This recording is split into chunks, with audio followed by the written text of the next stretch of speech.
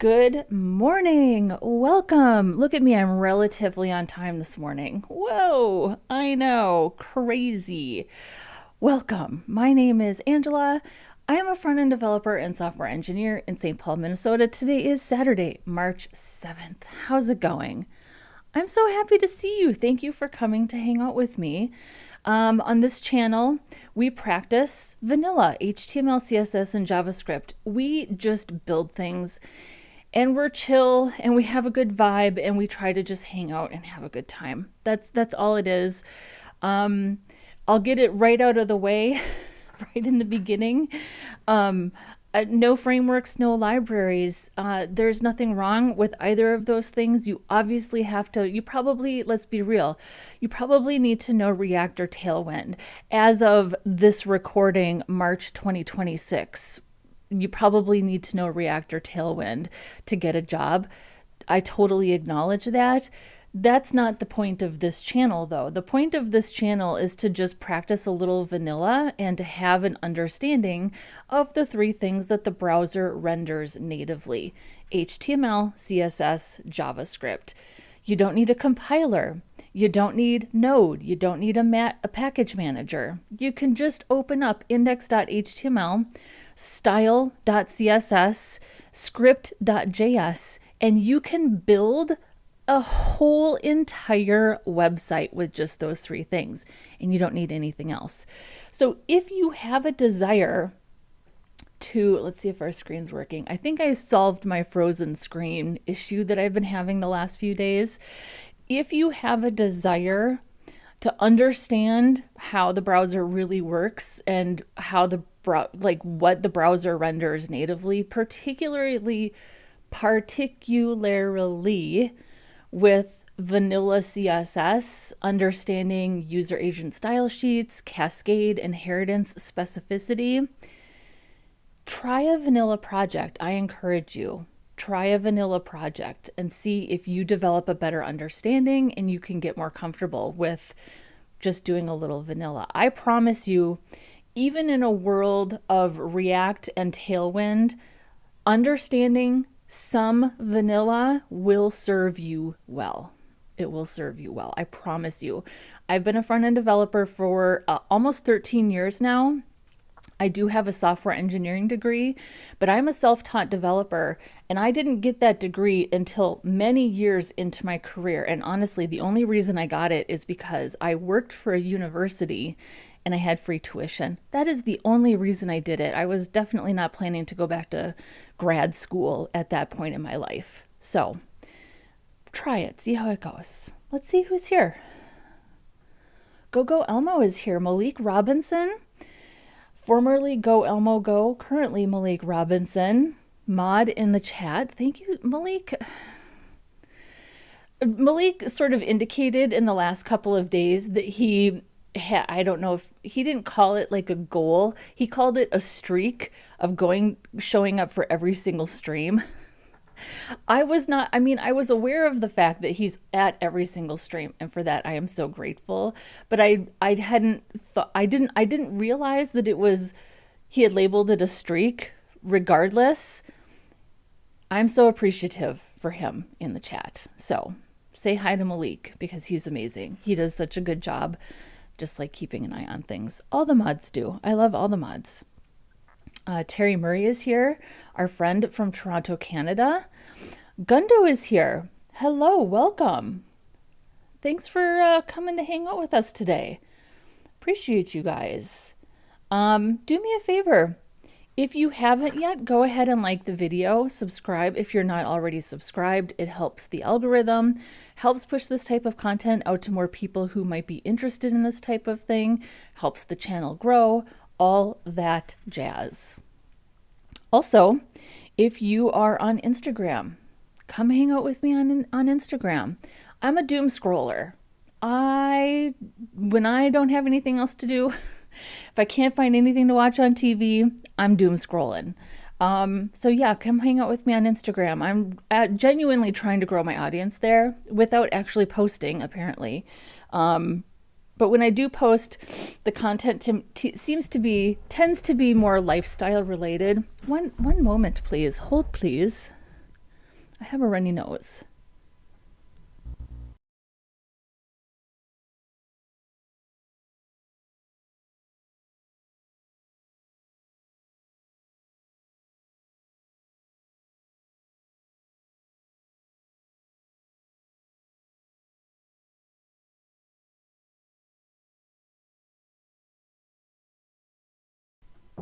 Sorry about that.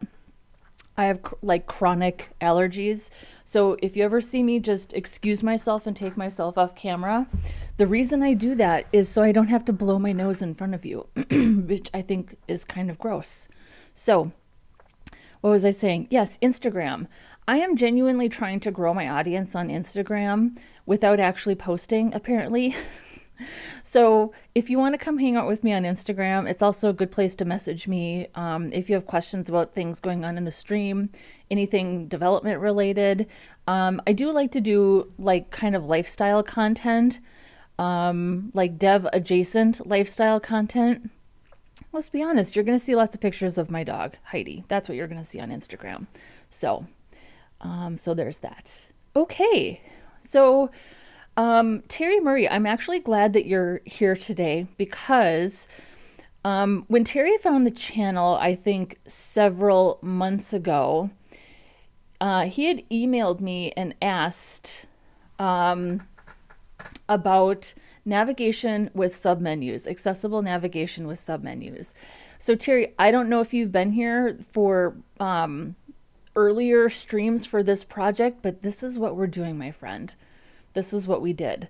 So if you're curious, we're done with it. We're moving on to the like inner pages now for this project. We're going to work on some finishing touches for the home page today, and then we're going to start working on inner pages. But Terry, or anybody who might be interested in navigation with submenus, accessible, responsive, the pretty much every video up until this point covers that. The last stream that we did was, did we do the job? When did we do the JavaScript? Maybe 2 streams ago. Yeah, I think 2. So today's, what's today? Saturday. I think it was Tuesday this week, March 3rd. So go check that out if you're interested. It's taken several hours for us to get to this point where this navigation is done. It's responsive, it's accessible.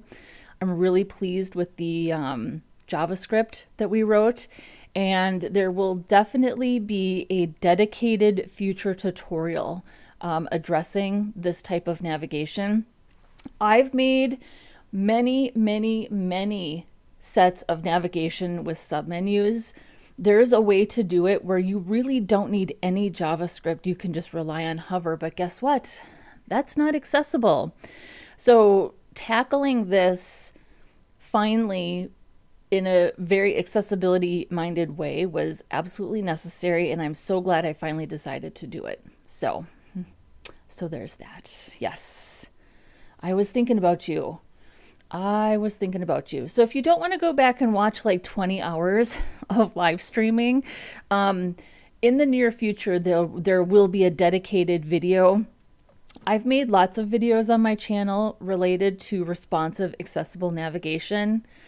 They don't get a lot of views. There's some videos on YouTube doing the same thing. They have hundreds of thousands of views. I'm like, okay, fine. I'm going to keep making those videos because I think they're important, and my own process evolves over time. My process for a lot of the things that I'm doing especially over the last year, is evolving so quickly because I start and finish so many projects just from streaming. And now that I've doubled my stream time from 2 days a week to 4 days a week, it's going even faster. So that's really cool. And every time my system or my process for doing something gets like tighter and more efficient, I'll make a tutorial about it and I'll show people how to do it. And I don't know, eventually somebody's going to watch, right? Eventually somebody will watch. Eventually, I hope, I think. I don't care. You know what? I don't even care because I feel like it's important. Somebody out there will watch it and get something out of it. I'm confident. So, there's that. Okay, so one other thing that I want to mention before we get started is, I've decided what our next project's going to be. And I'm going to mention it now because it's kind of aggressive and ambitious, but I'm super excited to do it. So for the month of April, we are going to do something that I'm calling 30 Days of Vanilla JavaScript, because I say every year I need to get better at JavaScript. I need to practice more. I need to do more. And then I don't do it. I don't do anything. So I'm going to stream every day for the month of April. April has 30 days. And we're going to work on a JavaScript project task prompt, maybe is a better way to put it. We're going to do a JavaScript prompt, and we're going to complete that prompt and deploy it every single day for the month of April. Now, I want to build like a whole website that sort of details this process.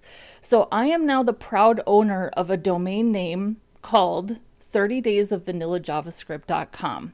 So we're actually going to build a website and build a template for those 30 prompts before April 1st. So when we finish this Colorado website, we're going to work on that leading up to April 1st. So on April 1st, we can start working on those prompts. And at the end of every day, on each day in April, we are going to deploy the finished prompt built as part of a nice UI and deploy it to 30daysofvanillajavascript.com.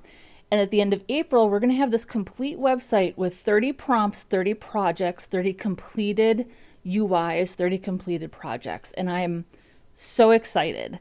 So I'm sort of in the planning stages now. Also, I was thinking about Malik because, here, one moment. Let me get a drink of my coffee.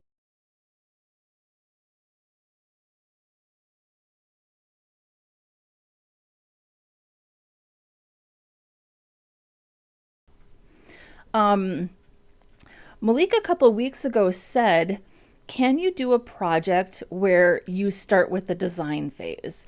And I think I know why you asked that. It's because Malik is currently in a web design internship.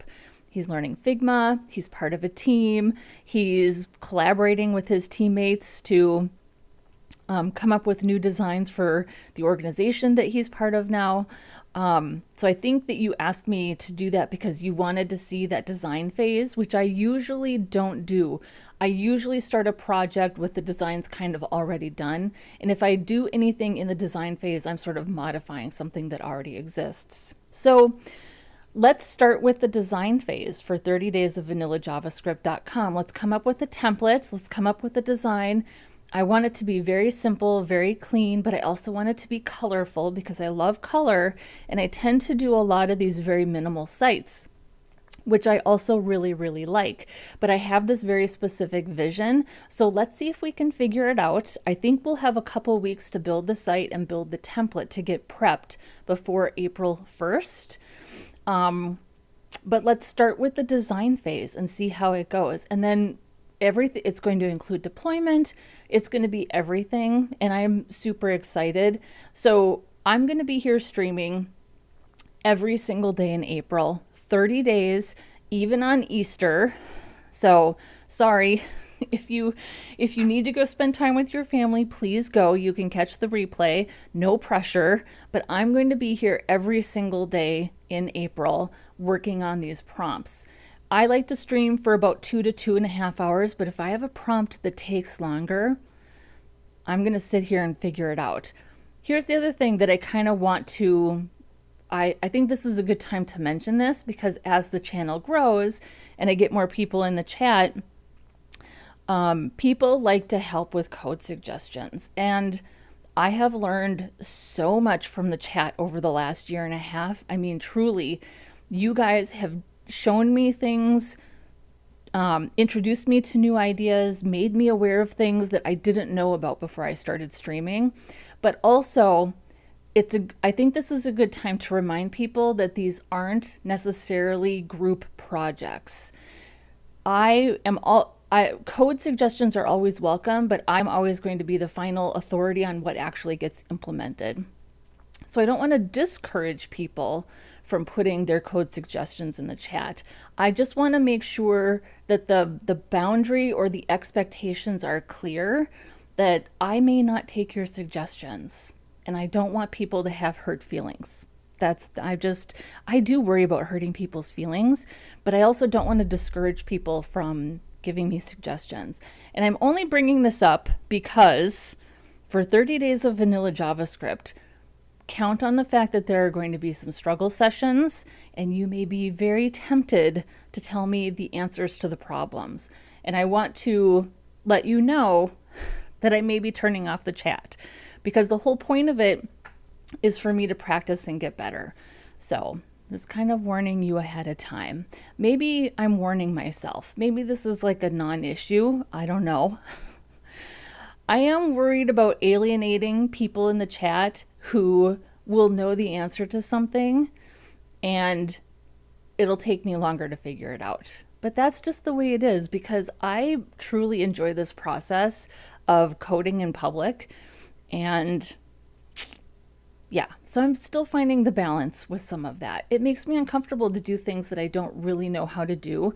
I'm very comfortable with the HTML, the CSS. I know how to Google things. I know how to get what I need out of ChatGPT or GitHub Copilot. I am far less confident when it comes to JavaScript, and it makes me very, very nervous to work on JavaScript in public, which is also one of the reasons why I'm choosing to do this April project. So, okay. Should we get started? I think we should. I think we should. Hold, please.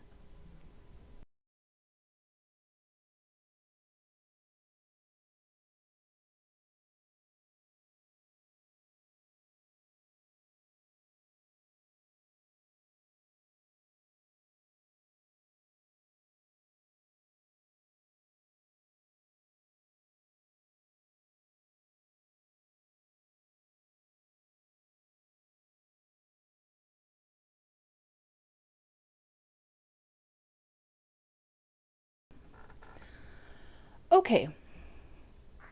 And I think I solved my, the last few times I streamed, my screen was freezing. And I think it's because I was running out of hard drive space. I have a 1 terabyte hard drive. I'm using a MacBook Pro, and I had like 2 gigs left. So I spent the morning this morning, and part of it is because while I'm streaming, I'm also recording my live streams, and I had like this backlog of many, many hours of a streaming video, and I'm sure that that's what happened. I know that's what happened because I had to move all that to a hard drive this morning. So, and it seems to have solved the problem. Okay. So here's what I want to do today. Here's the home page. And our home page is basically done. It looks really good. Oh, we're not finished with our slider though, are we? Yeah, we could work on that today. I was hoping to work on some inner pages, but I do think it's a good idea to finish the home page.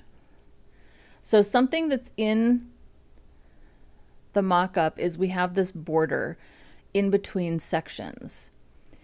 And if I put the border on the section element, the border is going to be full width because the sections are full width.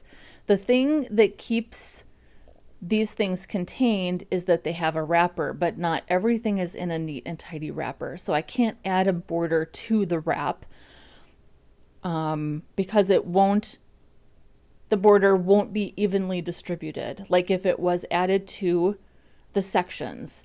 So I was thinking this morning, why don't we add, so here's our sections. So we don't need to add the border to the hero section. We need to add a border here on the bottom, here, here, here, here.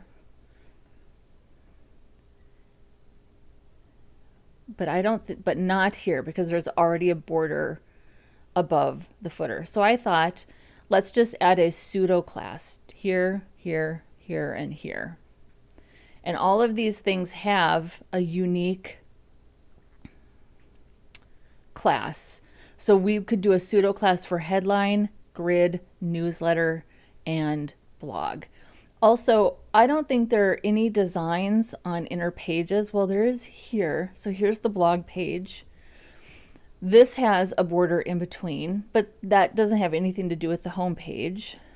This doesn't have any borders.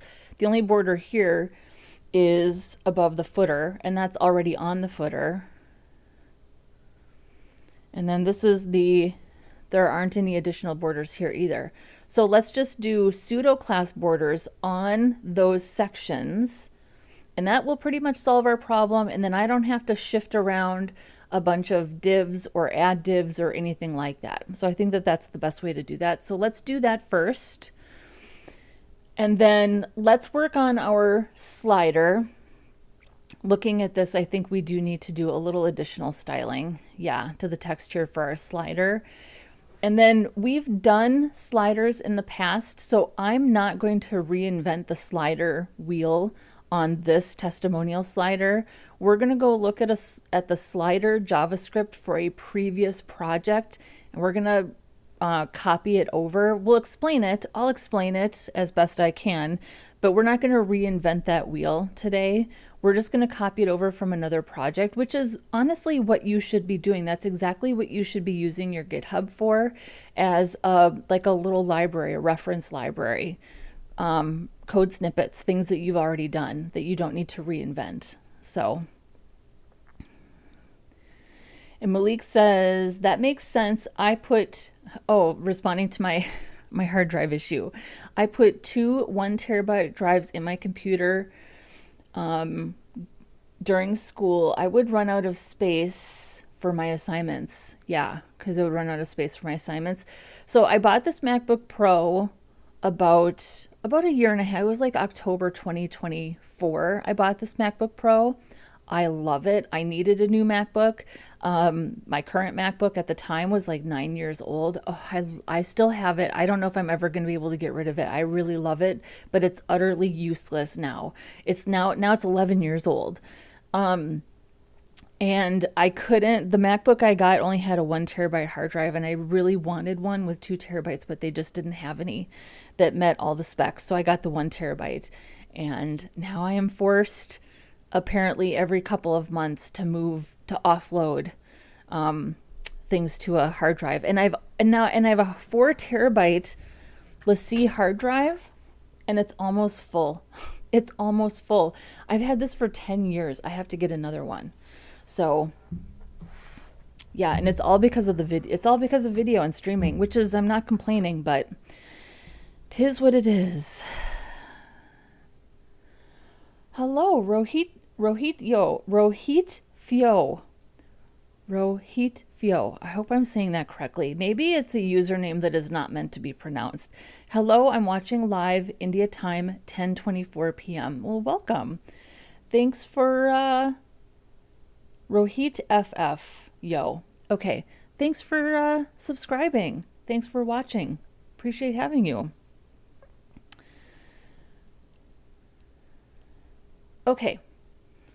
So let's go ahead and add our borders first.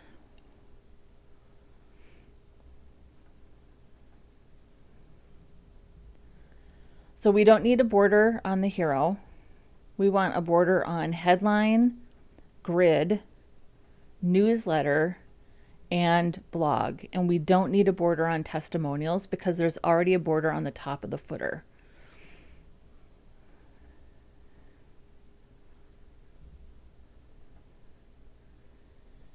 And we also have somebody watching from Pakistan. Welcome. Thank you. Yes, we have a big international audience here, which I think is so cool. So thanks for tuning in.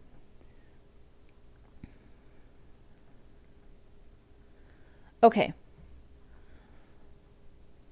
So here, I'm going to put this.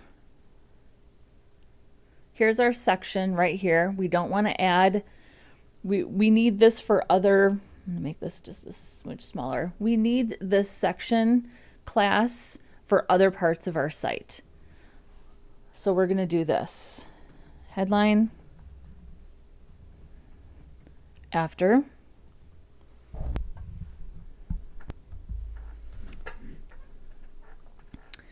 and we're going to do grid, after, and then we'll do newsletter, after, and blog, after. So we'll say content with an empty attribute. After is a pseudo element. It won't work if you don't have the content attribute or property. Rather, you can have an empty attribute, but you have to have that property or it's not going to work. I'm going to say display block. And what's the width? Well, we want it to be the width of the container, and the container is determined by the max width of the wrap. And you can see here we were trying to add this border to the wrap and it really didn't work. So we're going to use this. Actually going to just copy this whole thing. So the max width is going to be 79.375, which is 1270 pixels. Margin 0 auto, that's going to center it. We want a height of 0. And I'm going to say border, bottom, 1 pixel, solid, and we'll do our gray color, which is this right here. And let's see if that actually worked. Holy cow. I'm always shocked when things work. Look at that. So we need to add some spacing to it, which is just fine. So let's take a look here. And it's on the inside of the box right here. And padding, well, padding is also on the inside, but it's clearly coming before the padding. So,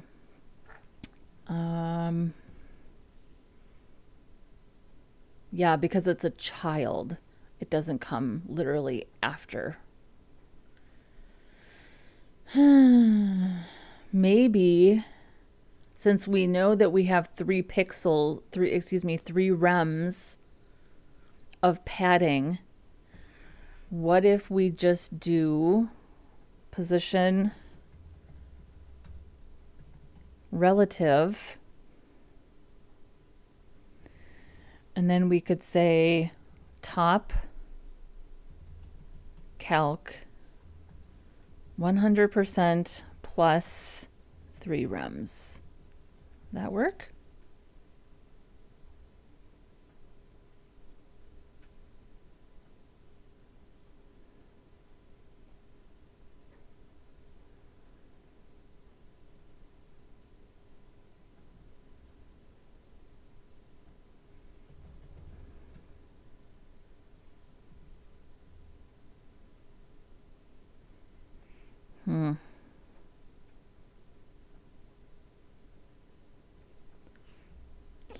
All right, let's get aggressive. So let's make our sections position relative. We'll make this absolute.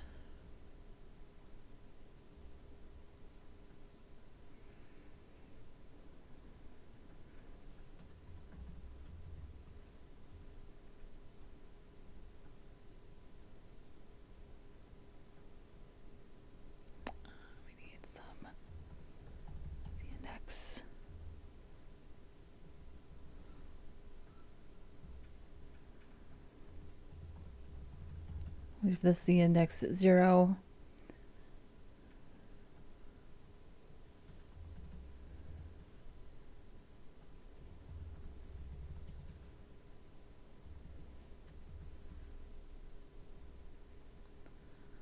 Gosh darn it.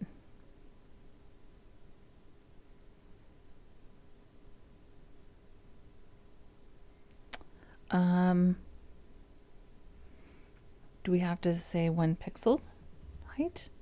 We shouldn't have to. I don't know why we would have to do that.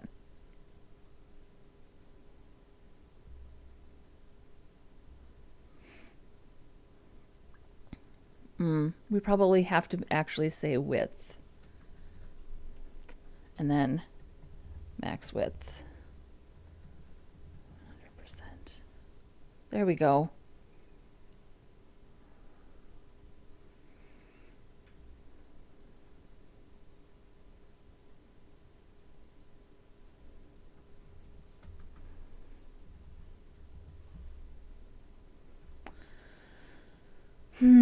It's fussy, but it works. Oh, and these are off kilter. Why? Headline, grid, these should all. Oh,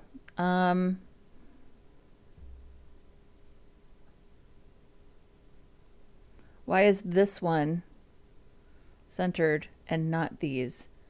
So if it's position absolute, margin 0 auto is not going to work. It doesn't center things that are positioned absolutely. That's fine.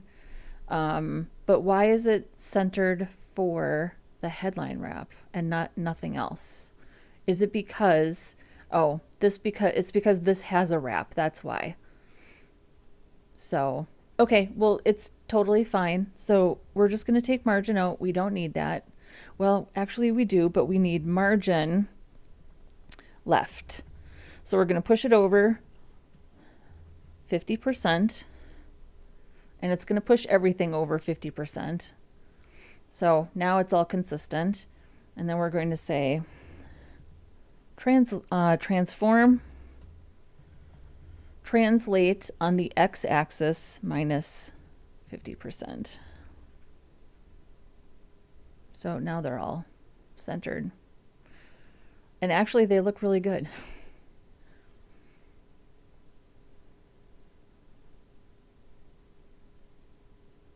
So that might seem fussy, and it is, but look how nice it looks. I mean, it's not too fussy for me. This makes sense to me. I'm comfortable with this. So, you know, you have to decide for yourself. There's no right or wrong way to do these things. Do what makes sense to you. Do what you think is maintainable. Do what you're comfortable with. I am very comfortable centering things that are absolutely positioned. In fact, when I learned how to do this, it was life-changing. When I really learned about transform and translate, it changed my life. There were once I learned how to do this, I literally mentally made the list of all the things that I had to position absolutely that I couldn't get centered because I just didn't know how to do it. So, but you may take a different approach. You may come in here and say, oh, you know what, actually, I'm going to make an extra div. And I'm going to make sure the spacing is even around that div. Or I'm going to put a max width on the section. I don't think the sections need to be full width. So that may be a choice that you make, but this is the choice that I made. So, okay, good. Look at that. Look at that. It looks really nice. I like it.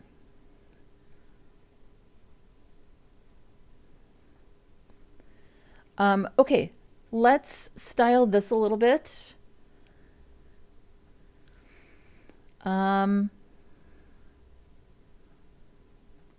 What do we got going on here? So our text is inside of a block quote. Here's our paragraph text. Then we have a citation with a span.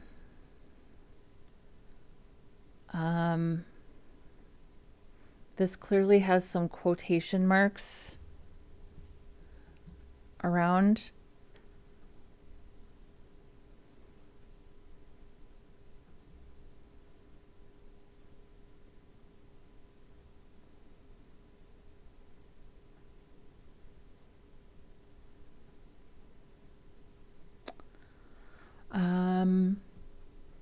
Should we just do, I know we could use pseudo classes and quotes. Should we do that? I can't remember what it is. CSS after quotes. Right here.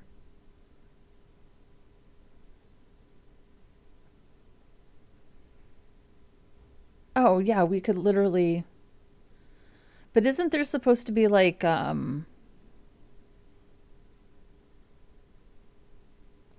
so quotes is an actual property. The CSS quotes property sets how the browser should render quotation marks that are automatically added to the HTML Q element, or added using the open quotes, close quotes, or omitted using the no. Okay, but we're not using the Q element.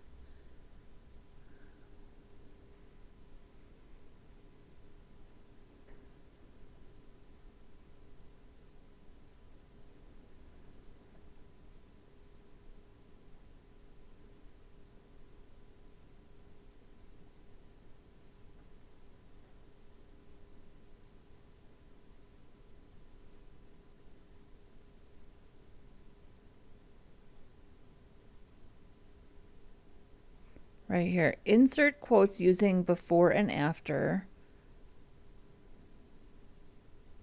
Yeah, but these are all using the quote element.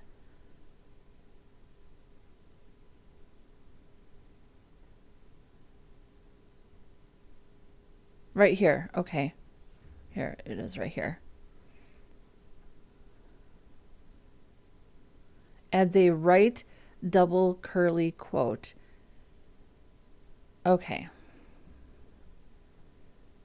So, hang on. HTML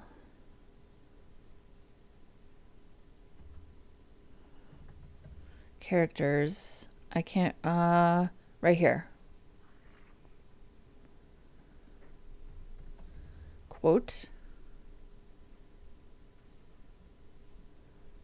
Punctuation. Here we go. 0022. Where is this from? I don't understand. Where is this from? /201D.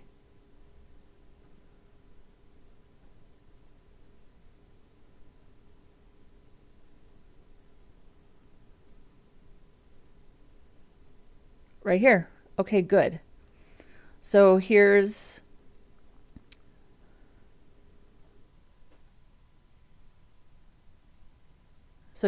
the right quote and the left quote. So we could add a pseudo class. I'm going to do it right here. I'm going to add a pseudo class before and a pseudo class after, and I'm going to put it on the block quote element. So you could put anything you want inside the block quote element, as many paragraphs as you want. I have one, but we could add more, which we will for styling anyways. And we will use these symbols right here. Left open, right closing. Okay, let's do it.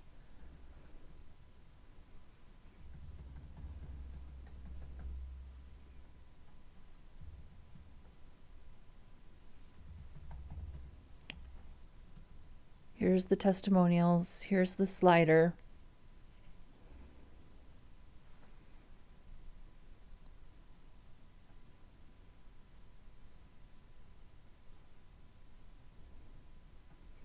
Let's do this.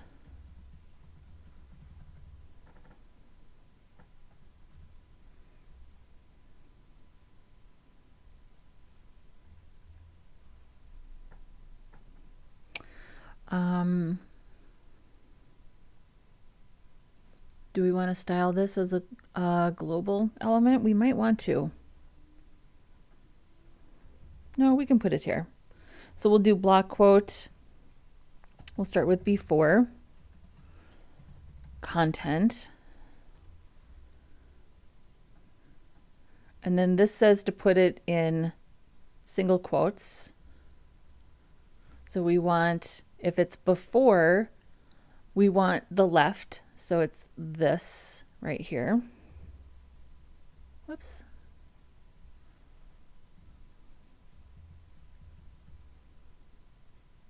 And I'm going to say display inline block. And let's just see how it looks. There it is, right there. Okay. So it's before, it's inline block, but this is a block level element. The paragraph tags are.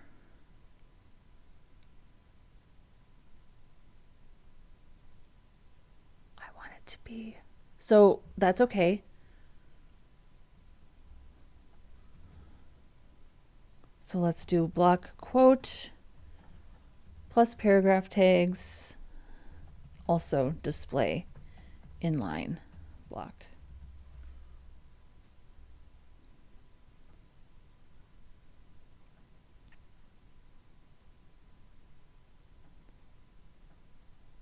Oh, this is backwards. So we need to say block quote has a paragraph tag, then make the block quote display inline block.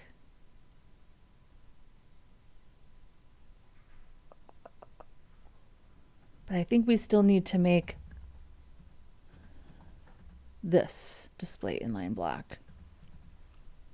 Pretty sure.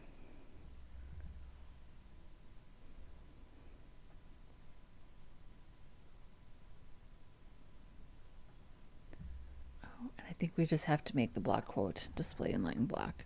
We have to make everything display inline block. Inline block, inline block. That's still display block.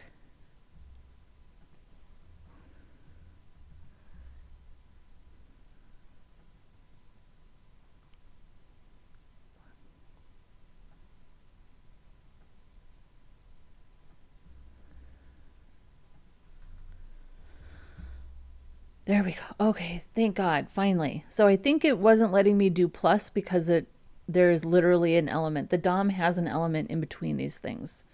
So block quote, inline block, before pseudo-element, inline block, paragraph tags, inline block. I don't really want this to be inline block though, because what if there's multiple paragraphs?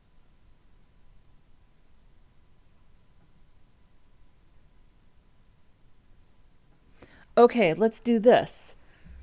Let's put the opening quote on the first paragraph, like so first of type, the closing quote on the last paragraph, last of type. I think that's going to be a better approach. So I'm going to comment this out. So block quote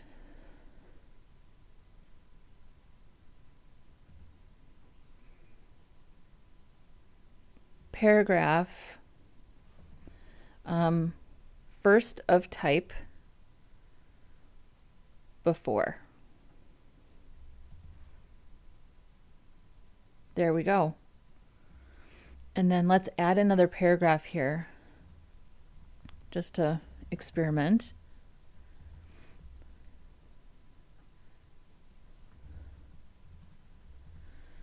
And then it would be last of type after. Ooh, one moment.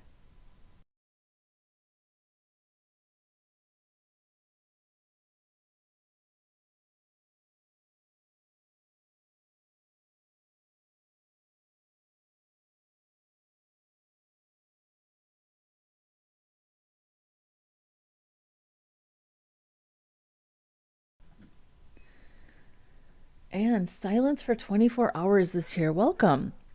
Thanks for coming to hang out. Okay, so now we have 2 paragraphs. Here's what we want to add for after. So I think we just change this to D.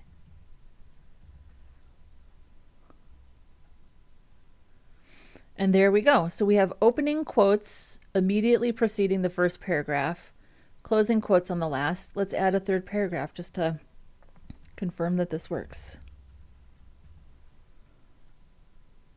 Nice. That's exactly what I wanted. So let's give it a little bit of space. Let's give these just a little bit of space. Nice. We don't need this. We don't have to change the display properties of anything.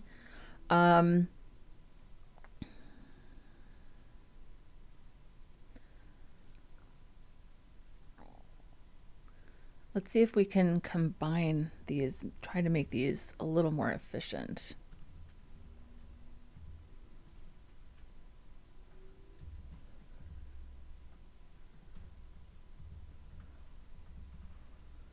So we'll take these out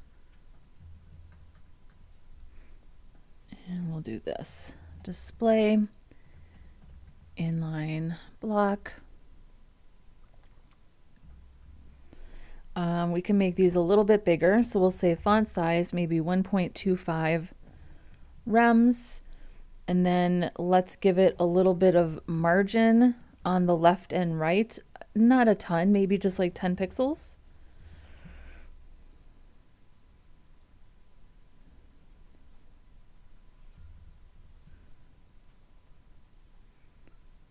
Maybe 5 pixels, and I want to make this just like a smudge bigger. I like it. So our quotes are a little more prominent. They have a little extra space, and they will automatically appear before the first paragraph and before and after the last paragraph.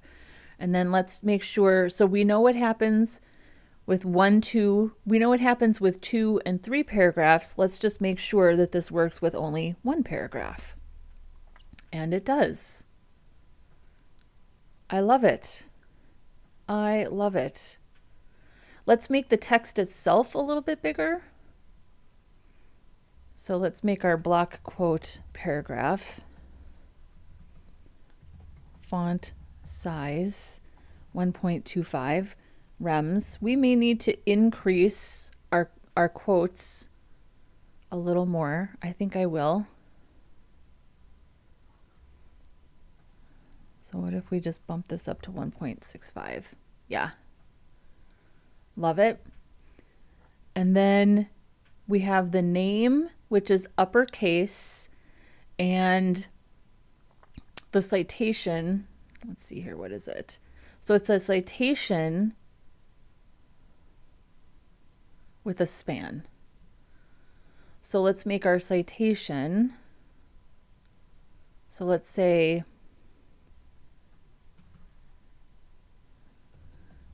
Blockquote cite. Wait, are we already using, did we style cite already up here anywhere? No? Okay. So we'll say cite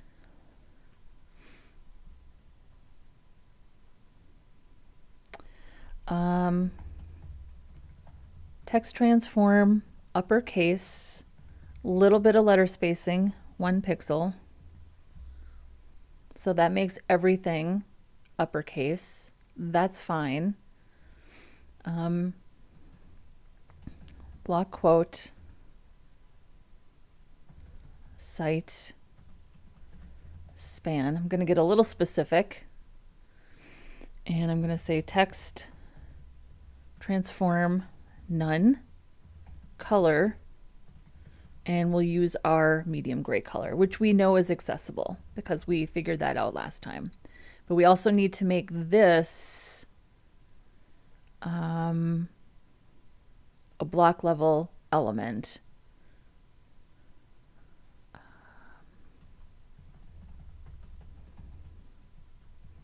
So it falls on the other line. Whoa, Why aren't you falling on the other line? Probably because the site is already an inline element.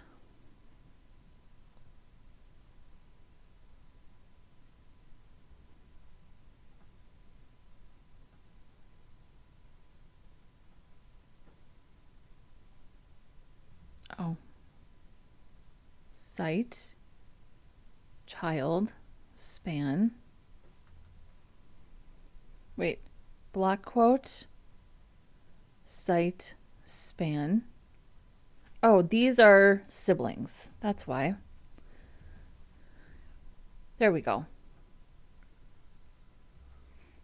So plus is for siblings. When you put something immediately after, it means it's a child or a grandchild or nested. But you have to have a plus sign for siblings.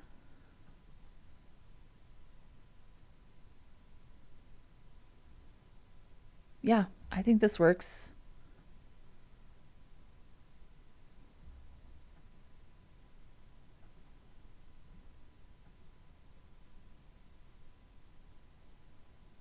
I'm going to make the site. I'm going to say also display block for this.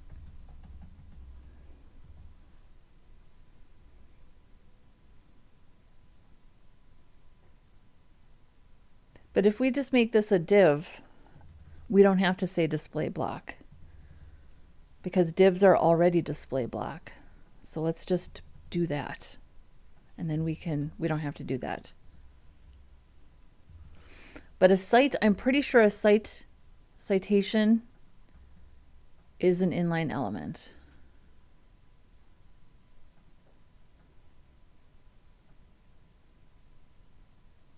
Yeah, because Blockquote, the user agent style sheet for Blockquote is block. I don't see, there's a user agent style sheet here for site. It doesn't specifically say it's display inline, but usually something that's display inline by default doesn't say it. It just is, especially when it's got font styles or any kind of font property attached to it. So I think I'm right.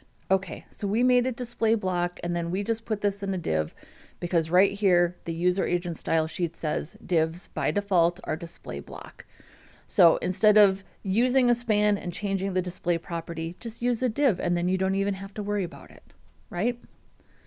There we go. Okay. And then we have our center class on the UL. So everything is centered. So that is just fine.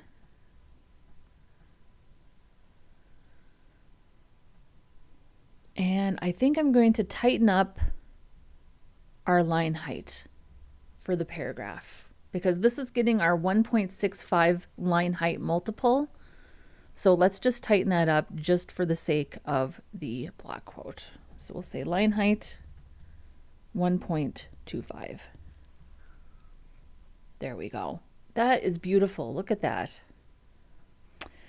Okay, final thing that I think I'm going to do here is rather than having this span, this full nearly 1270 pixels, essentially a 12 plus column layout, let's make sure that, I think just for the paragraph tags, we can do this here. Let's give this a max width of 60 characters. And then we're definitely going to have to give this a margin of 0 auto to make sure it stays centered. Oh, and that's pretty tight. I don't think it needs to be that tight. Let's try 80. There. I think that looks pretty good. So we pull that in a little bit. It's wide here, but I think that even this is too wide. I think for accessibility best practices, this is better. The other thing I'd like to do is I would like to make this a little bit bigger. This says 100 by 100, and that's fine, but I would like mine to be a little bit bigger. So let's make this, we got enough room here. There's plenty of room. So that would be the figure. So we put in a width of 6.25 rems, which is 100 pixels. 1 rem equals 16 pixels. And we're using aspect ratio to make sure that this is a square.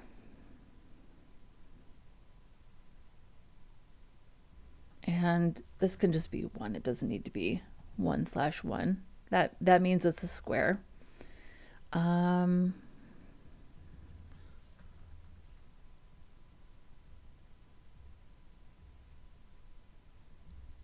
So what if we did that? Yeah, let's make that a little bigger.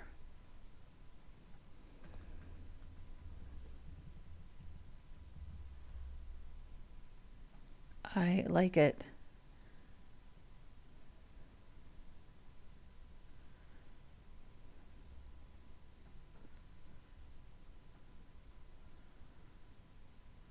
Something is overflowing here.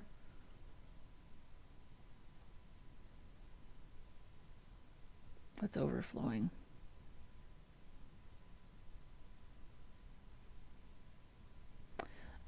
Is it? I think it's our.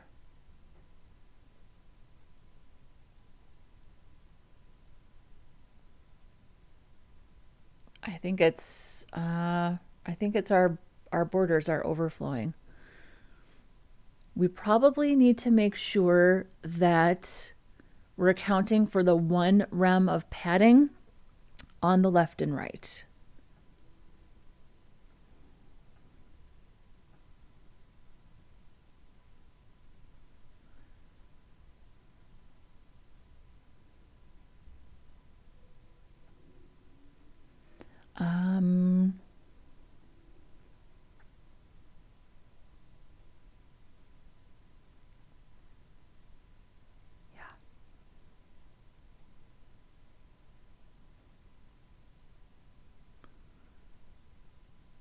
So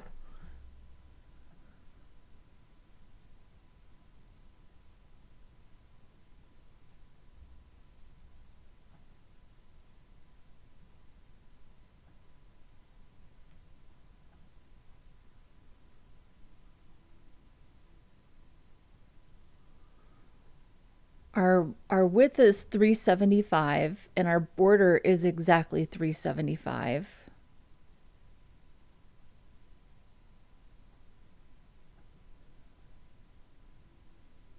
And it needs to be, and we've got a max width. So we just need to account for the extra rem on the left and right. So I'm thinking about the best way to do that. Probably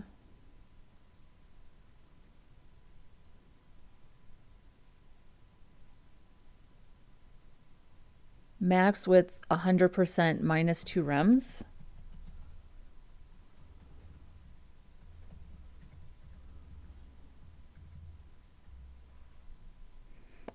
But it's not centered.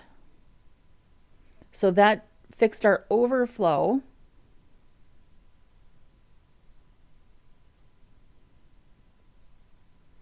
But it doesn't center it. So that fixed our overflow.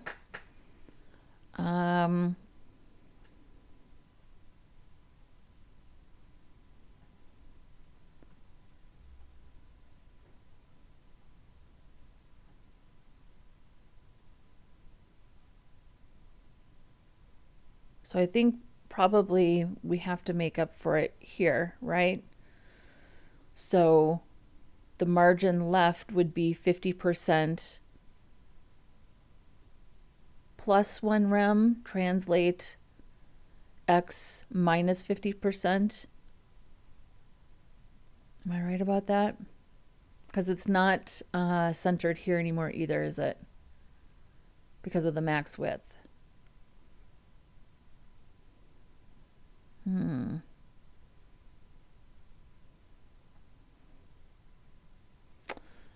Not quite as clever as I thought I was going to be with this one.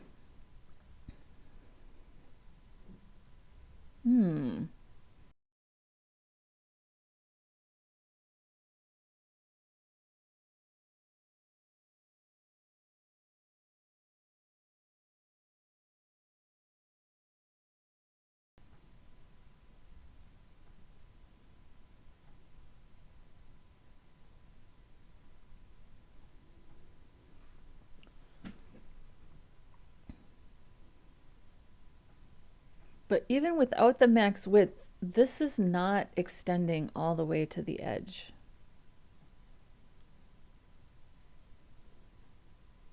And it's extending beyond the edge here.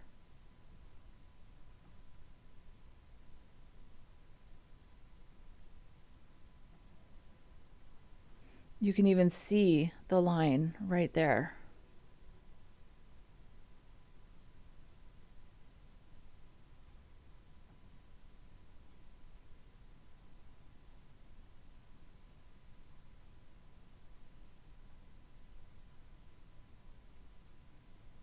What is the width of this? The width of this is 1270. Do I have the width wrong? 1270.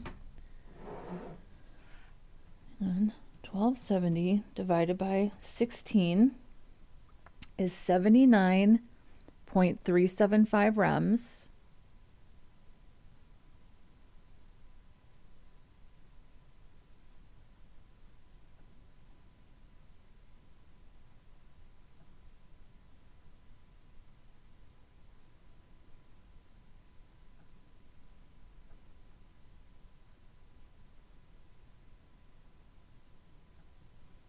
The line is 1270.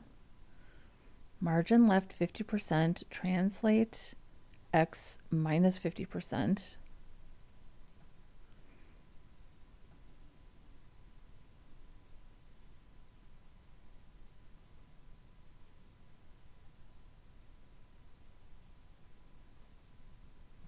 See, originally we had this as,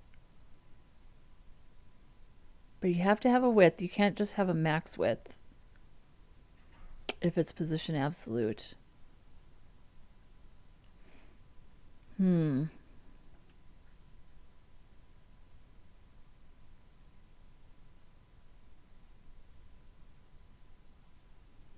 I think it's because of the padding.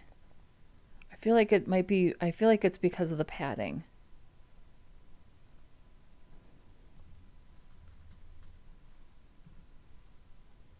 Yeah, it's because of the padding that I'm adding to the sections. Because now it's lining up.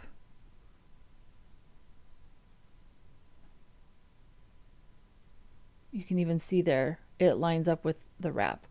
So if we take the padding off the section on the left and right, and we go mobile, oh, it really doesn't like that. That's because I took the max width off. So if we just go back to max width 100%, just like that, and that definitely solved the problem. What if we go back to the calculation? 100% minus 2 rems. Okay, that solved that. So if it doesn't like it because of the padding on desktop, we do need some padding. You can see here we have to have some padding somewhere.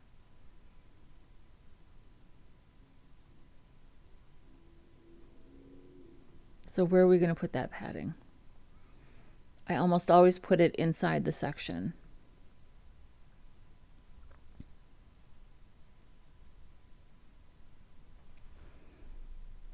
I don't want to put it on the main because that's going to affect the hero.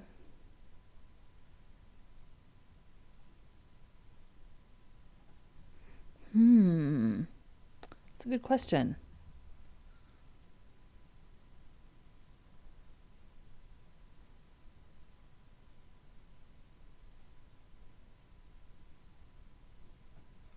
So I don't want to mess with the wrap because not everything is inside of a wrap.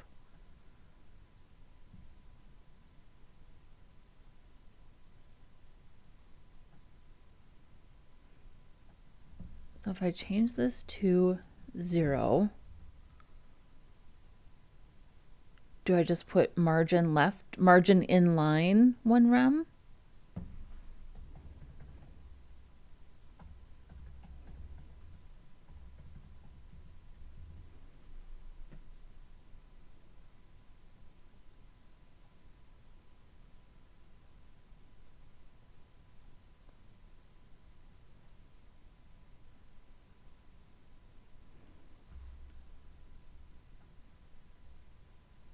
Okay, this all looks fine.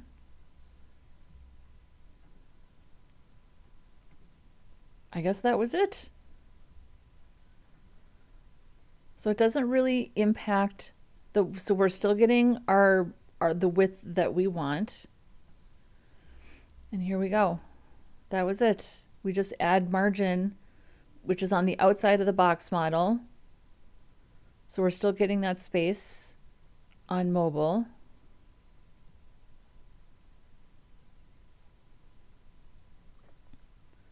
So it works for our border everywhere but the headline.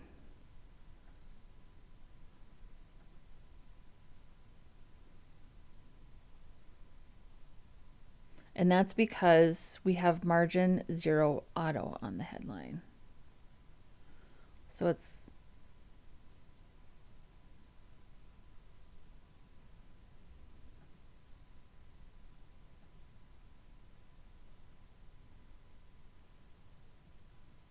oh, and I think we still need to change the max width here.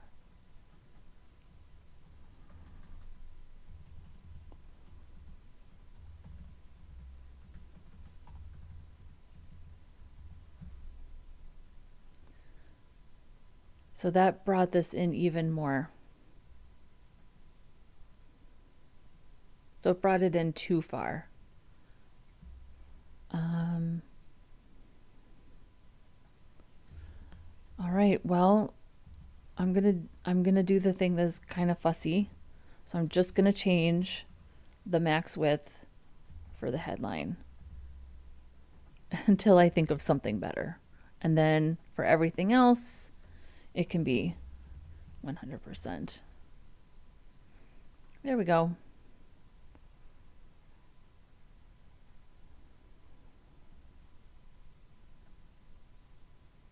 Okay. Is that still, but this is still in too far. This is still in too far. It's not lined up. So here's our headline.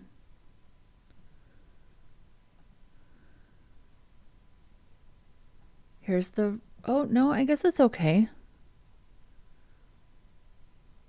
My eyes are tricking me, I guess.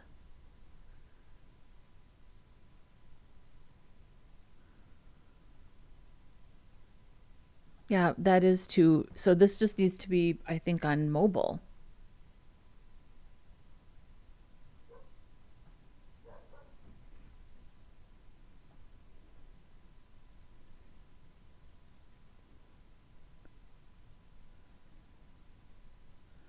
So that would be basically at 1270. Well, it would be 1270 plus 2 rems. 1270 plus, what's 2 rems? 32 pixels, 1302.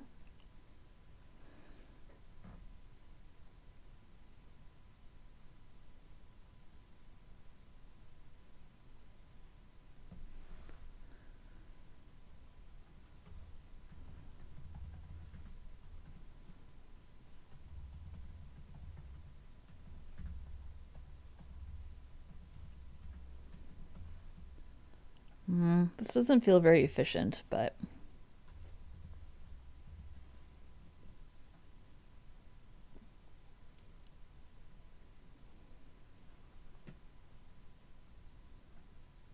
it's still too far. Why is it doing that?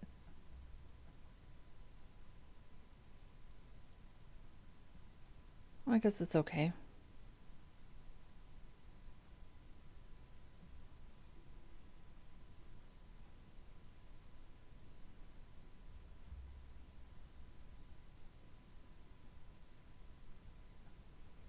Okay, well, we don't have any overflow issues. And the borders all look even. And we have the space that we need. So that is very fussy. That is really fussy. But it does work.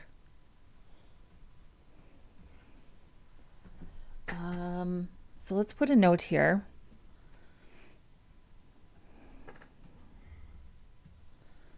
1302 pixels is equal to 1270 pixels plus 2 rems.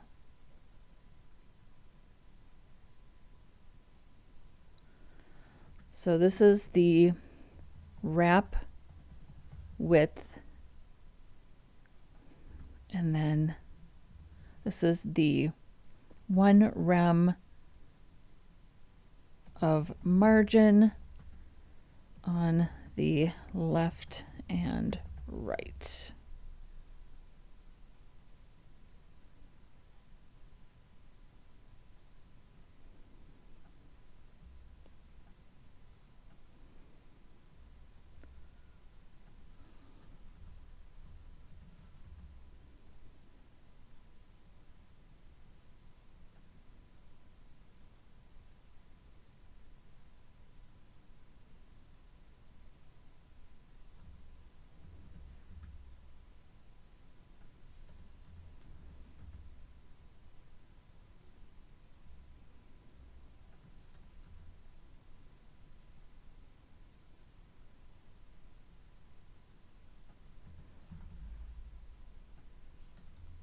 Okay, well,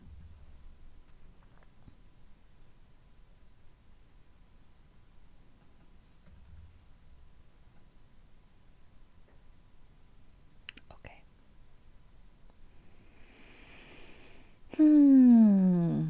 One moment.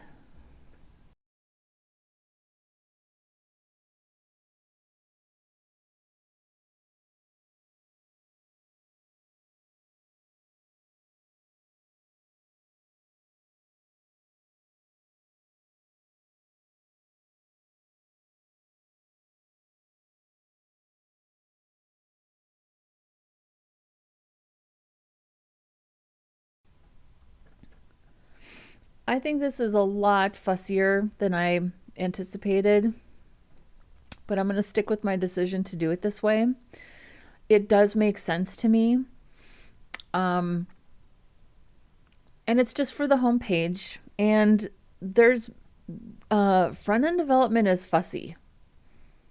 It just is. So I'm going to stick with it because it's working, and I feel like it's okay. So, yeah. Rayhan is here. Welcome. Glad you could join us. Yeah, I like the simple structure of it as well. I have a clean aesthetic. This is my aesthetic. So you're gonna see me build a lot of stuff that kind of looks similar. Part of that is because I'm pulling mockups from, well, honestly, the same design packs. We've done a couple of things from this particular design pack before. So, well, have we? Or am I thinking of a different one? I might be thinking of a different one. But a lot of the design packs that I bought a decade ago, they all have a very similar look and feel and aesthetic. So that's just kind of what I was into at the time. So if they seem a little even dated, that could be the reason why. This was the style back in the day, but it still matches my aesthetic today. So, okay. Let's go ahead and push this. I don't know if we're going to do a lot of testing today on mobile. I don't know if that's really necessary, but let's at least do a push, or a commit rather, before we start the next thing. Styling the home page borders and slider block quotes. Git push origin main. Okay. So now we have a clean slate. Let's take a look at, I want to look at my GitHub, and we need to find, it was called Hilltop, but I can't remember what I called it.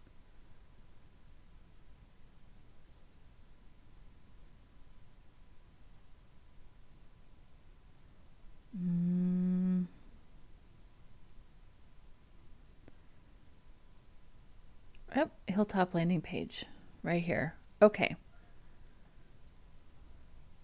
So we did this project. When did we do this project? I mean, we haven't done a commit for, I can't believe it's been 8 months because I remember so clearly working on this. When was the last deployment?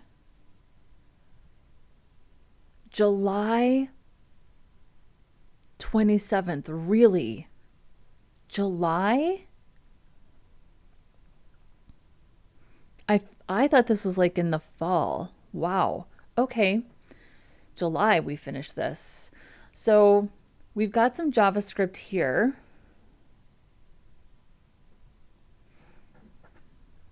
I'm just looking at, this is how I used to do my navigation. I would add active classes to like 3 different things. And just in, 8 months, I'm already doing things so much different. Funny. Okay. So here's our slider right here. Here's our slider code.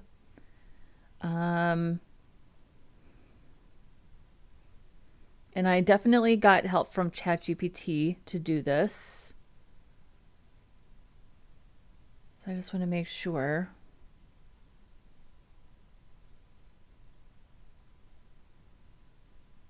There isn't anything else.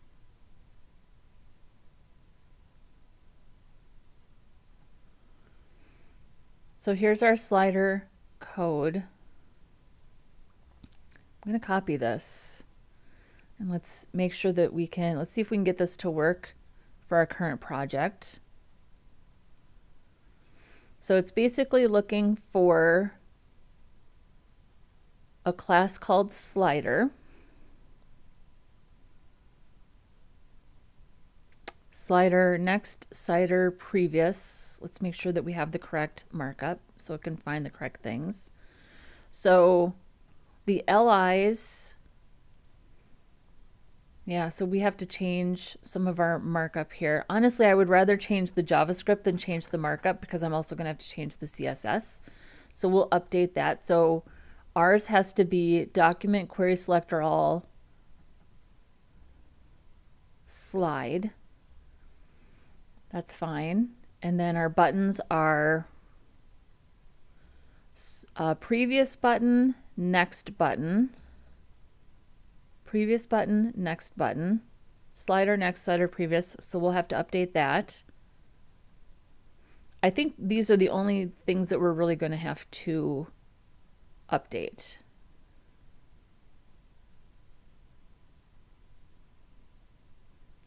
Oh, actually, we had more than one slider on the page. So this is the UL.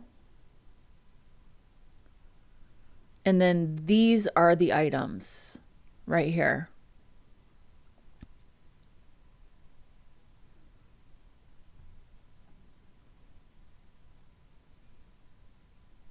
So I think this would actually work just fine. So if we had additional sliders on the page, this would work. This would be fine. We're just going to have to update some.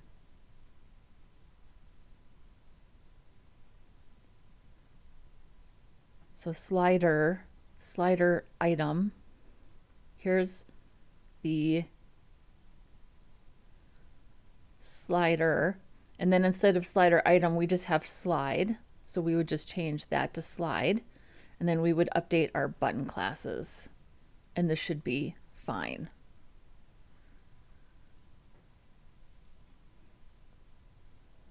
And then the slides are supposed to have ARIA labels and ARIA hidden. Okay, I didn't do that, so we'll make sure that those are there. I think the JavaScript will add those automatically, but we need to put in default values for page load. Okay. So let's go ahead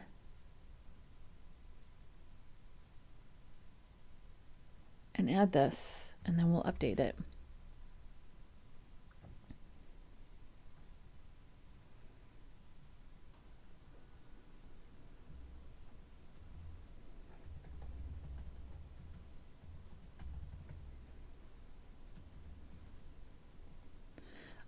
have to give this a better name.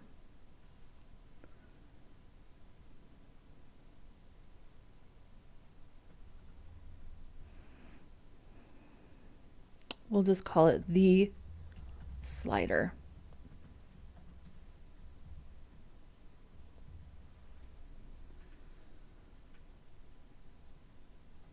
So this is just going to be slide. Yep. And then our buttons are previous button and next button. So here's the previous button. And then this is the next button.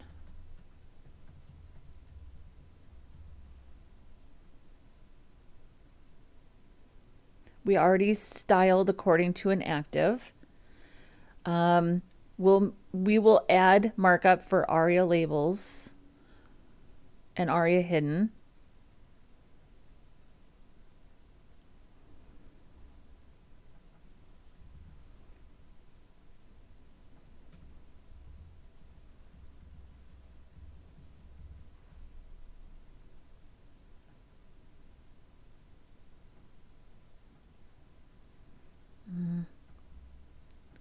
Let's see. Okay, so you can see here that the ARIA labels and the ARIA hidden are in here.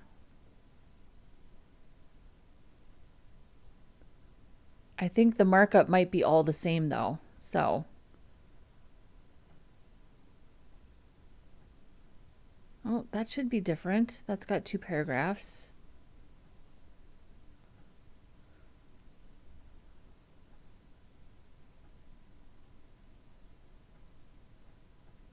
Nothing's changing though.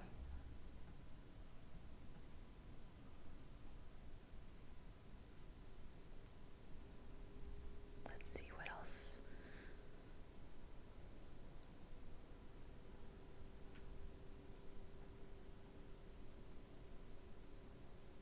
Next previous, slider, query selector, next button, previous button.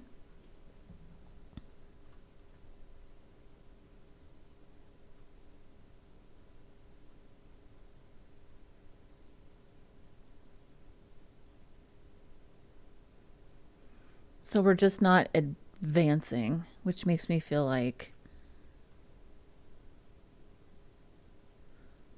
oh, well, no, that's okay.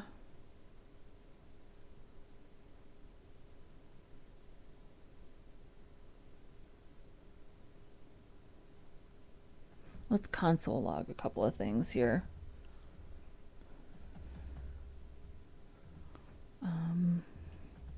Just show me the slider items. Okay.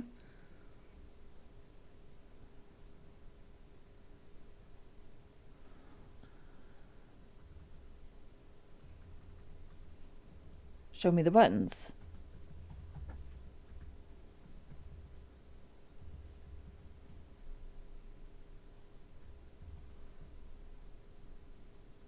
Ah, null, null.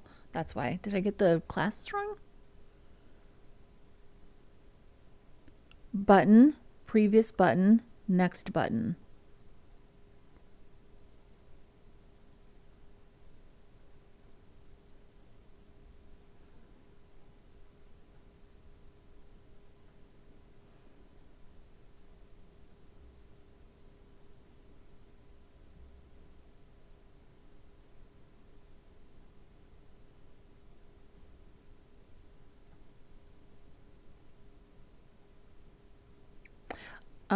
Oh, it's not inside here. That's why. Slider nav.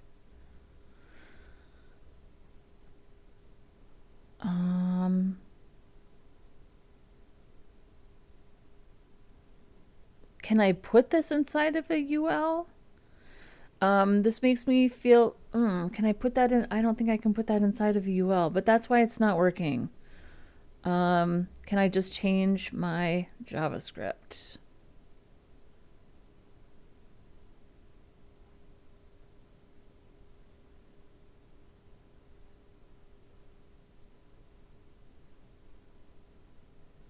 Can't I just, do these have to be inside of here? Well, for each, yeah, they do have to be inside of here. What was the markup on my, let's look at the markup here. Well, we could look here. How did I do a UL and have buttons inside the UL? Does that make any sense? Oh, it's because the parent container was a slider and the UL didn't have any classes. Okay, we could do that. Is that going to screw up my styles though?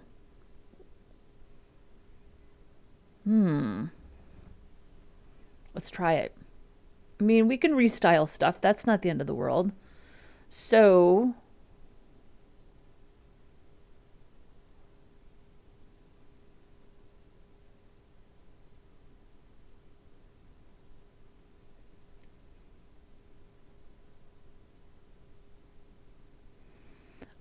if we take this class off of the UL and we put it on the section,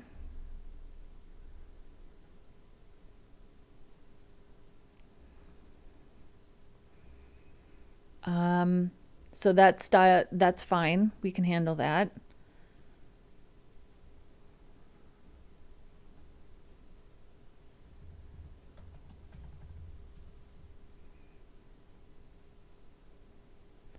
So we would just want to make sure that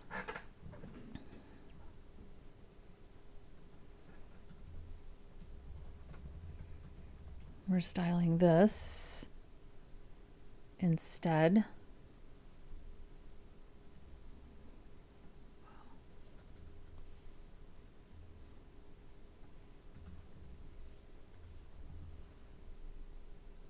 There we go. So we restored our styles. That was easy enough. Now we're seeing our buttons. Look at that. There we go.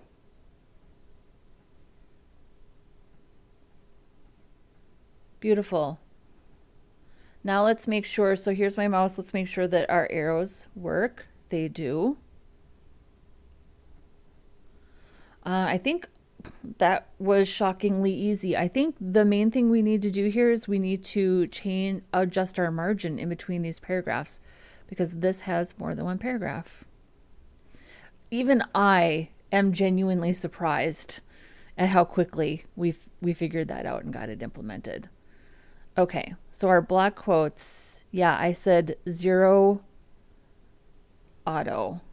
Let's go ahead and just change that to 1 rem.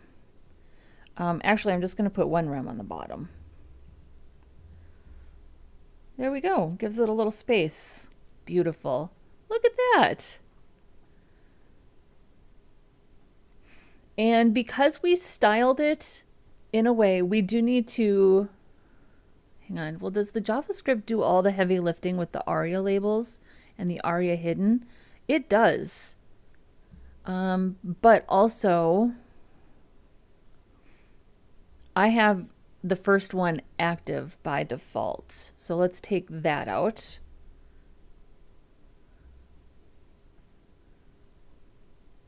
And it takes care of that too. So it's automatically making our first slide active, and it's giving it's putting in ARIA labels and ARIA hidden on everything. So the JavaScript is doing that for us. I mean, is that the right way to do that, or should we be putting that, should we be putting that in our code? I mean, I feel like it's fine to let the JavaScript do that for us, right? Yeah?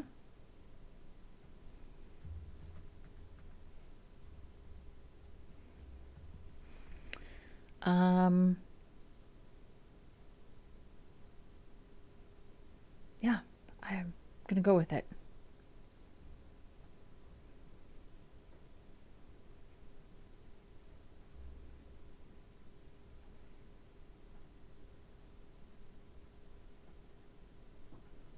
And the way we styled it, using absolute positioning and stacking, means that you can have more or less content and that container will respond. I personally think that that is a good approach to testimonials. Let the content creators, or if you take this and use it to build a CMS, let the content creator, the leadership team, whoever the owner of the site, let them decide if there's going to be a character limit on your testimonial. I don't think that we should be baking that into a template. I think that you should make your template as flexible as possible and then let the content creators make the decision. We're going to cap the character limit, so this container is always consistent. Let them make that decision. Your job is to make it, I think, as flexible as possible. Oh, and we have to update our markup on these right here. So these just need to be divs. Tell me I'm wrong. If you think I'm wrong, tell me why you think I'm wrong. But that's what my experience says. My experience says don't make that decision for the leader. Let whoever owns the site make that decision. And I love how we handled our quotes around the first paragraph and the last paragraph. I think that looks so cool. I hadn't ever done it quite like that before. So I'm glad we took a little extra time to figure that out. Nice. Yeah, this is a winner. This is a winner for me. Okay, let's go ahead. We're moving right along. We got plenty of time here today. Moving right along.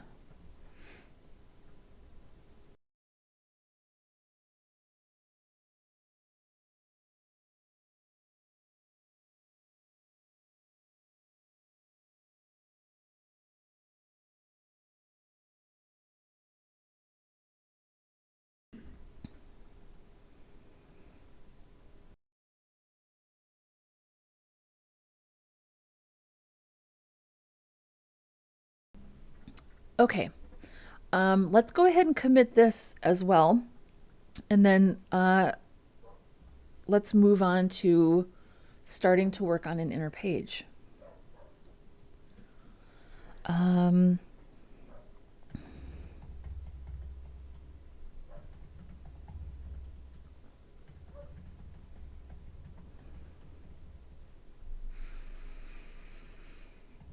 Slider,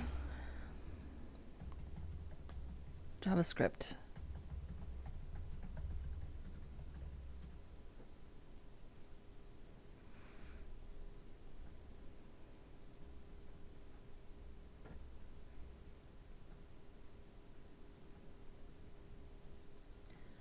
And if you are interested in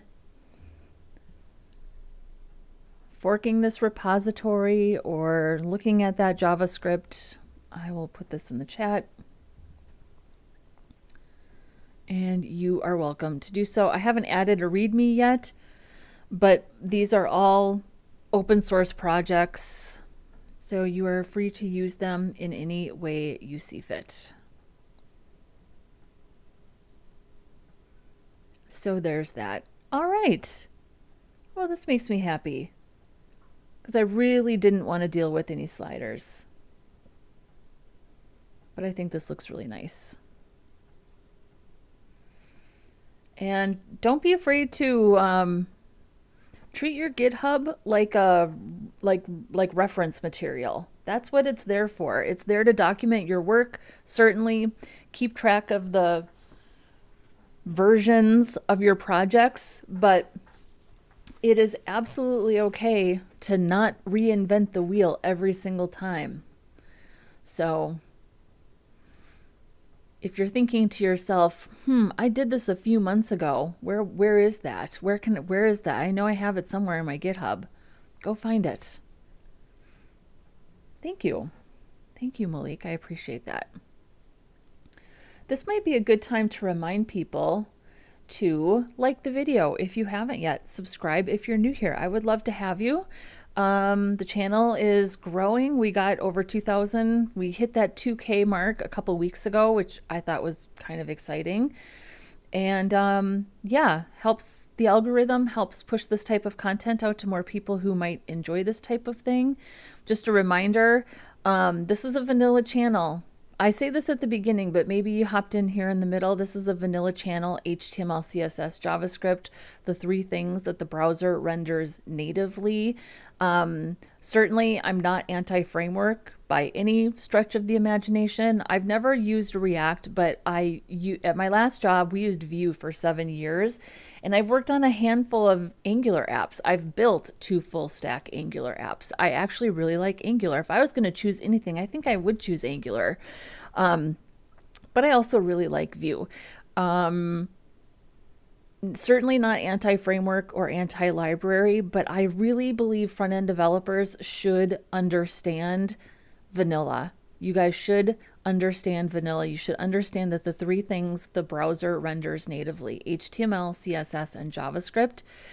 And hey, if you're new to front-end development, or you're new to, development or front-end in particular, there's no easier win than seeing your work in the browser and not needing to worry about a compiler, Node, a package manager, Laravel, Yarn, all the other things, even Sass, where you need Node and you have to install it globally.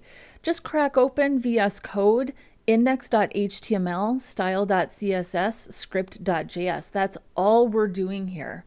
That is all we're doing here, and we're building a full-fledged website. Responsive, accessible, sliders, forms.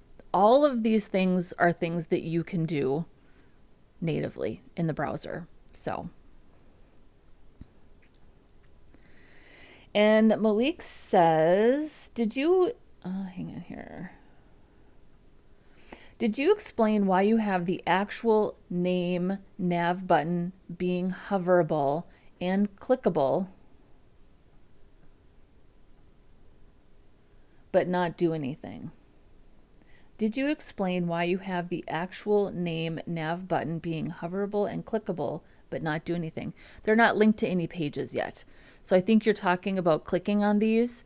We don't have inner pages yet, so they're just not linked to anything. So we're going to create the inner pages and get our navigation wired up. Ooh, one moment, I need to cough. My allergies right now are wild. Springtime.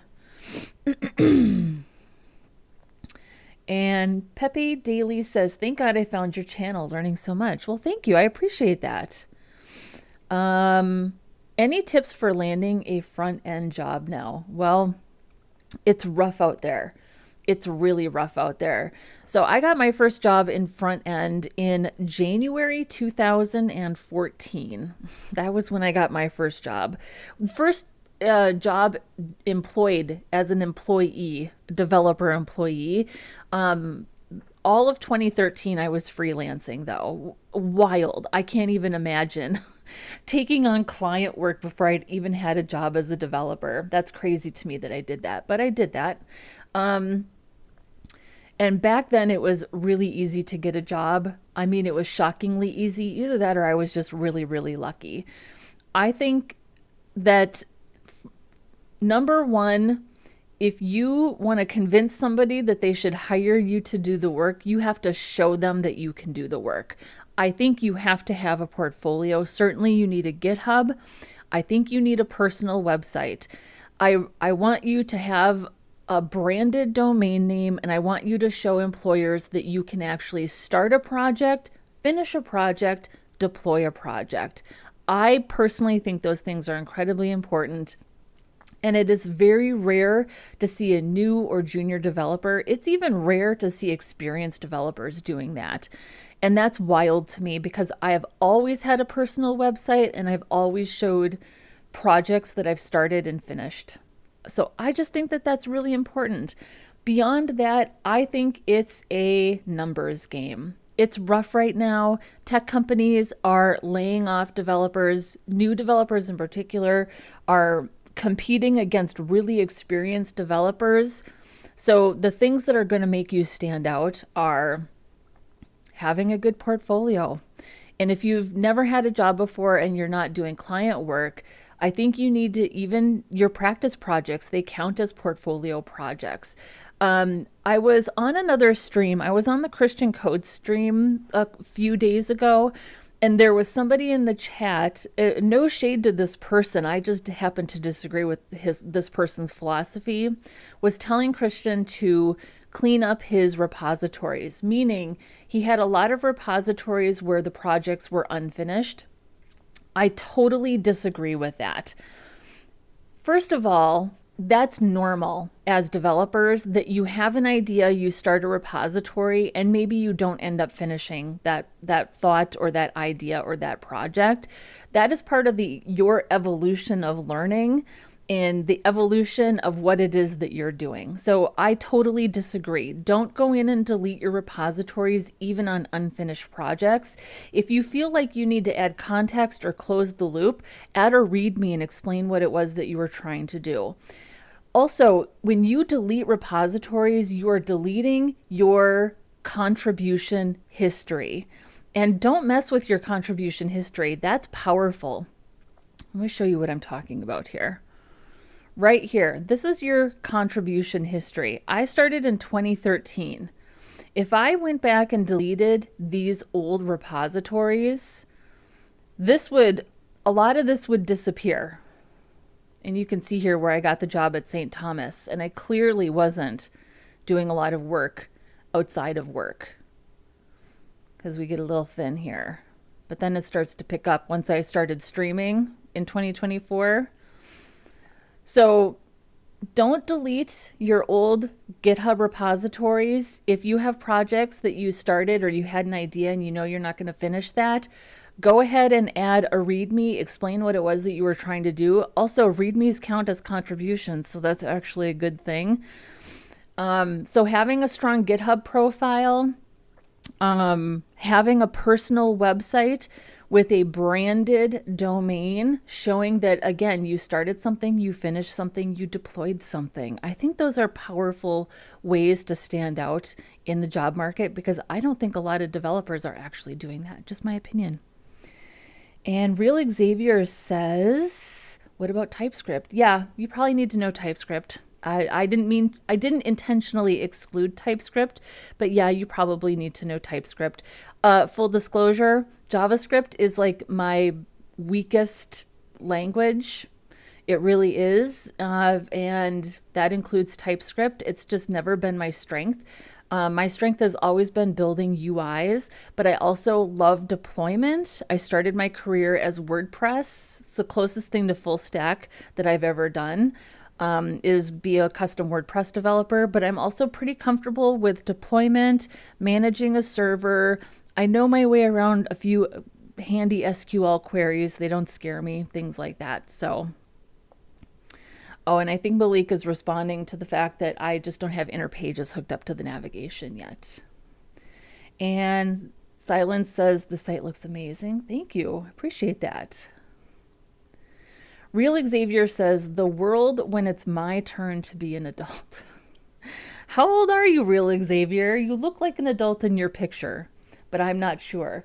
I see a man with a full mustache and I think adult, but I suppose that could be anybody, right? Pepe says, I do web dev daily similar to Christian Codes, but damn, it's rough out here. Listen, I have a lot of empathy for new developers who are looking for a job. Yeah, it is rough out there. Chin up, okay? Just chin up for everybody. Keep practicing. Keep going. I really think it's a numbers game. I think these things are cyclical. I don't think it's going to be like this forever. I obviously don't have a crystal ball. If you need someone to hype you up, I will hype you up. If you love it, we need more good people doing this work. AI is not going to take over for development anytime soon. The expectations are changing. You will be expected to do more, faster, and more efficiently, but it's not going to replace the human beings who are very much needed to continue doing this work. And Silence for 24 Hours says, I started in 2021. So you're a good 5 years into your career. That's a significant amount of time. So I will encourage you to really keep going with your GitHub profiles and building a website for yourself. So, and Pepe says, how would you go about finding clients like freelancing? Did you do it through networking? Oh, I love this question. I get asked this question a lot. And I love answering it. So let me answer that question.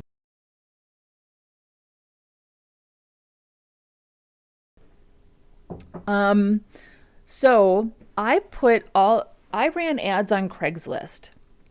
I think now if you run an ad on Craigslist, it costs like $5.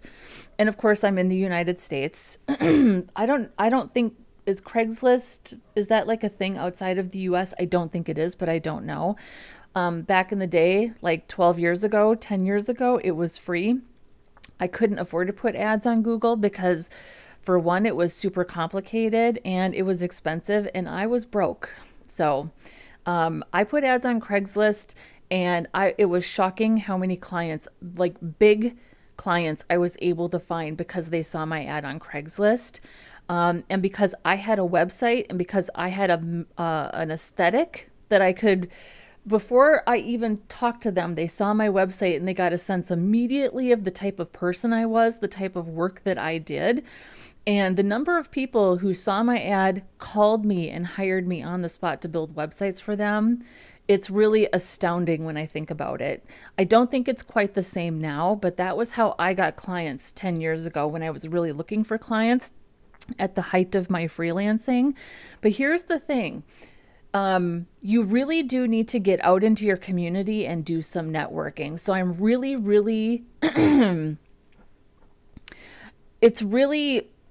I'm really happy that you used this phrase specifically. Did you do it through networking? Because I absolutely did it through networking. So here's a couple of, I still have clients that have been with me for a decade. I built sites for them and I continue to do their hosting and their maintenance and their updates for them, and they pay me monthly a fee to do that for them. So one client I met at the dog park because I have a dog. Her name is Heidi and she's 10 years old. And when I used to live out in the suburbs, we used to go to this dog park all the time, and I always would chat and get to know people at the dog park. And there was this guy there who was retiring from his executive corporate job, and he wanted to keep doing like a side hustle consulting business. And we just struck up a conversation, and the next thing I knew, he was hiring me to build a custom WordPress website for him. That was 9 years ago. He's still my client. He still pays me monthly to host and maintain that site. At one point, I tried really hard to sell services on Etsy, and I did get some small clients that way, but I also went on an Etsy-related podcast. A year after I was on that podcast, another person who had a little side business was listening to that podcast. She called me up. She was the founder and director of a charter school in Phoenix, Arizona, and they needed a new website. And she hired me on the spot. And that was like 12 years ago. They're still my clients. They're one of my best clients. I built them a huge custom website. They already had a website. It was WordPress. So I did a migration, did a big custom design, and now I continue to maintain that site for them and help them.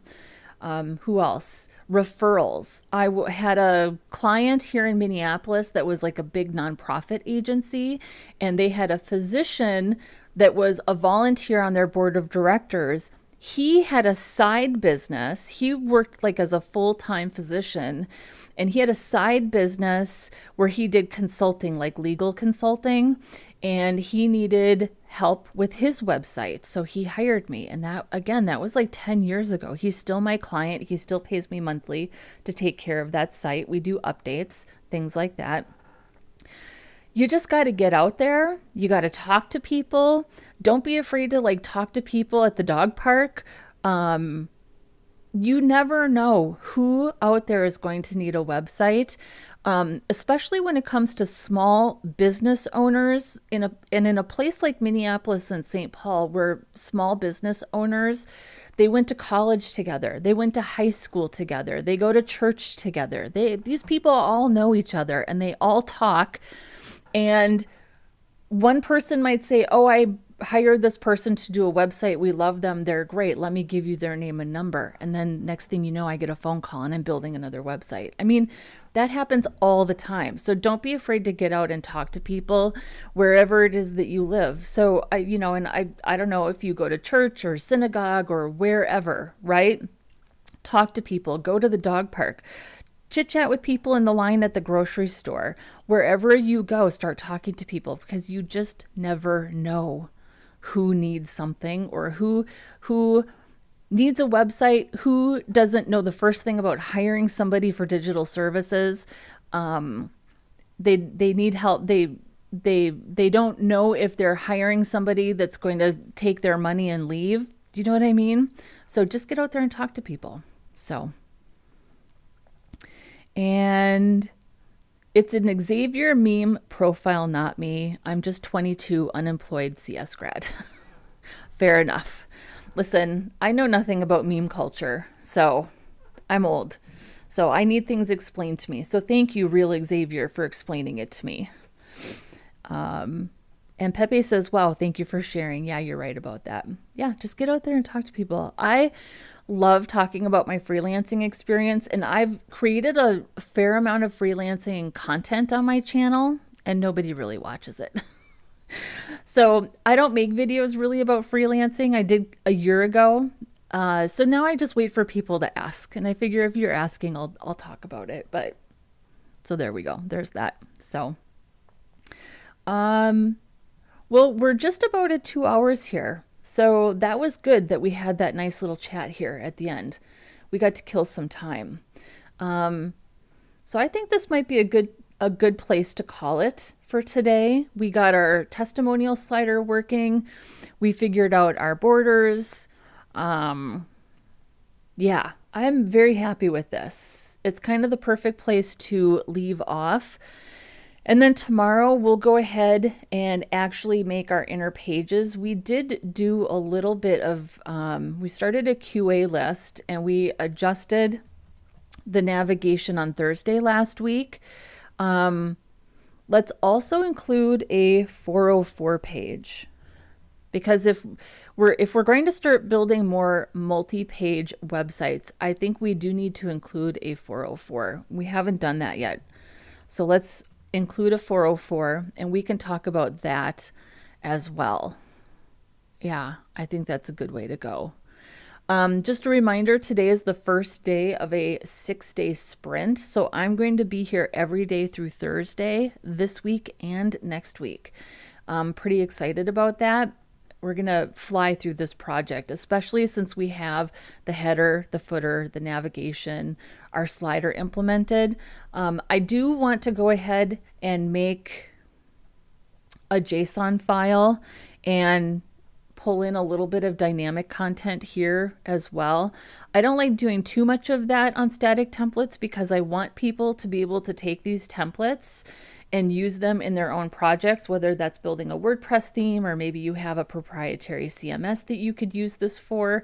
And me making a bunch of dynamic content doesn't really help with that. Like if you came along and decided to use this for a WordPress theme, me putting in dynamic content with JavaScript or a promise isn't going to do you any good because you're going to do all that with PHP and a template instead, right?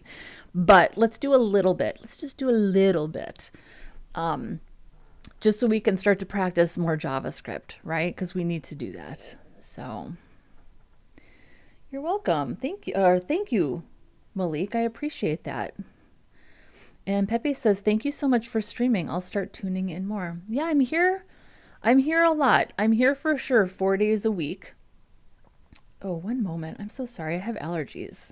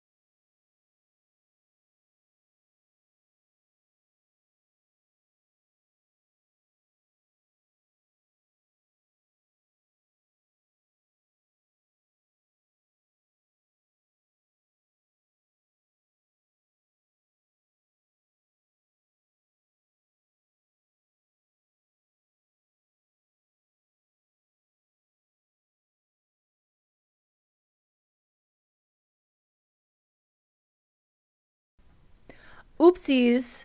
I'm so sorry. Thank you. Boy, I thought I was going to get through a whole stream not doing that. So sorry about that. Where was I? Okay, I'm here most days, like I said, usually about 4 days a week, but I'm going to be doing a lot of extra streaming this spring and summer, just because I enjoy it so much. The YouTube algorithm loves it. And yeah, it's always helpful to grow the sub count and the watch time count, right? So I'm here most days, 10:30 a.m. Central Standard Time. I live in the Midwest. I'm in St. Paul, Minnesota. And I'm generally, when I do hop on, I'm here for about 2 or 2.5 hours. So there's that. Do me a favor, my final reminder of the day, like and subscribe if you haven't already. It helps the algorithm, helps the channel grow. If you want to come hang out with me over on Instagram, my handle is Angela J. Holden.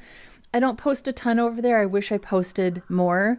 You can also DM me over there if you have any questions about anything I'm doing.